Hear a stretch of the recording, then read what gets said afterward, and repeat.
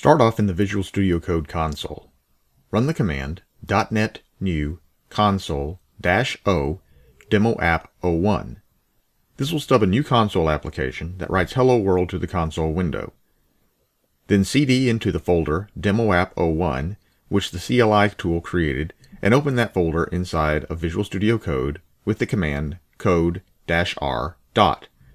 The -r option will restart Visual Studio Code, and the dot is the folder to open, which is the current location.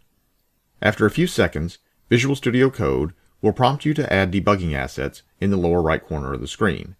Click Yes to have Visual Studio Code add the assets in a .vs Code folder in the project. Open the main source file, program.cs, by pressing the shortcut Ctrl-P on Windows or Command-P on Mac OS, and then search for the file program.cs. Inside of program.cs, initialize a new list of integers called squares. Then, using a for loop, compute the squares of the first 10 integers and add each one to the list squares. Then, using a for each loop, write each squared value to the console. To run the application, switch to the debug panel. Press the Run button to see the results. As expected, the squares of the first 10 integers are displayed in the output window. In program.cs, click to the left of the line that displays the integers in the for each loop to add a breakpoint. Now click the Run button in the debug panel again.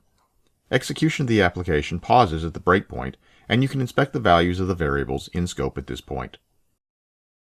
Click Stop to terminate the application and return to Visual Studio Code.